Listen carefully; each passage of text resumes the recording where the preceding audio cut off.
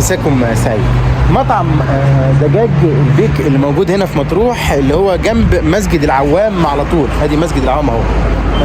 انا صورته اكتر من مره. من المطاعم القريبه الى قلبي، موجود عند مسجد العوام وكمان على كورنيش البحر. من الحاجات الحلوه اللي عملها السنه دي ان هو قفل في الشتويه ده، فاتح صيف شتاء خلاص. ففي الشتاء هو قفل الحاجات دي كلها علشان تبقى انت قاعد جوه، سواء برد بره او حر او اي حاجه، فانت معزول تماما كل البعد عن اي حاجه. تعال نطلع بقى من الداخله بتاعته دي اهي، وتبدا تطلع من هنا اهو فوق لحد ما تلاقي الكاشير موجود هنا. السلام عليكم.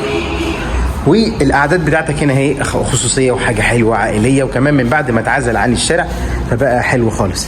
انا بحب اخد الترابيزه دي وبقعد الناحيه دي اهو عشان ابدا باصص على البحر هناك اهو. والجميل في الموضوع ان عمل الباغ شفاف علشان تقدر تشوف البحر وانت قاعد بتاكل فيه الفراخ بتاعتك. الاوردر بتاعنا ده الكولسلو اللي انا بعشقه. بص كده حاجه خطيره خالص. بيجيبوا لي هنا كميه حلوه. وده الرز ريزو هنا بيبقى الصوص بتاعه خطير بصراحه. وده بقى الكريسبي، الستريبس بتاعته والقطع بتاعته زي ما انتم شايفين كده كبيره وحلوه ودسمه وبتاعمه. الرز بتاعتهم برده حلوه. بص كده مش لاقي حته صغيره واحده كبيره، كله كبير.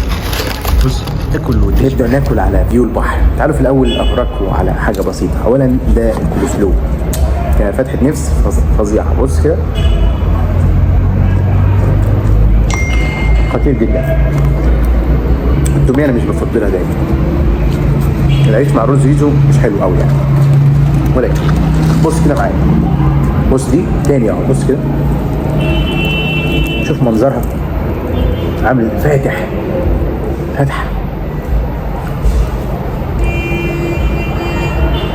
خطيرة.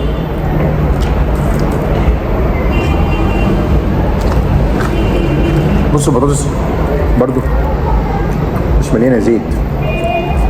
عندهم فن في قلي الحاجة. انا بحب الحاجات اللي مقرمشة دي قوي.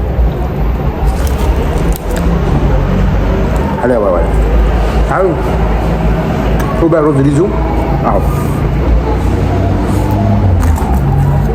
الرز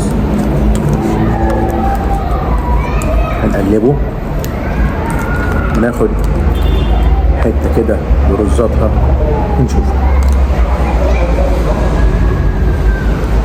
خطير. سبايسي كمان. انا دايما بجيب ده عادي وبجيب ده سبايسي كده.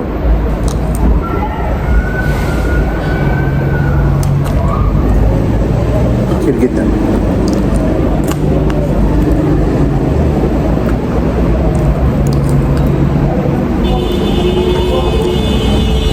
المجمل الاكل بتاعهم كويس جدا، ما بيضايقنيش خالص.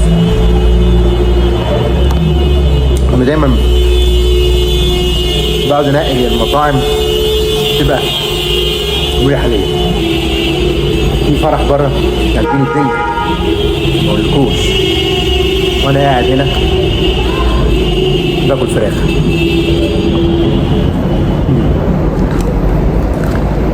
حلاوه يا ولد.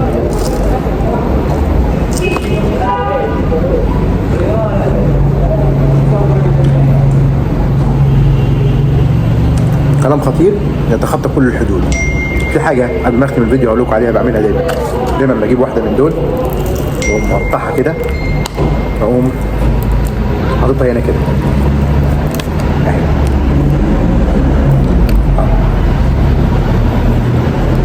واقلب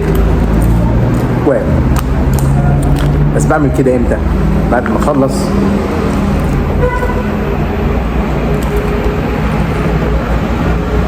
اللي موجودين على الوش.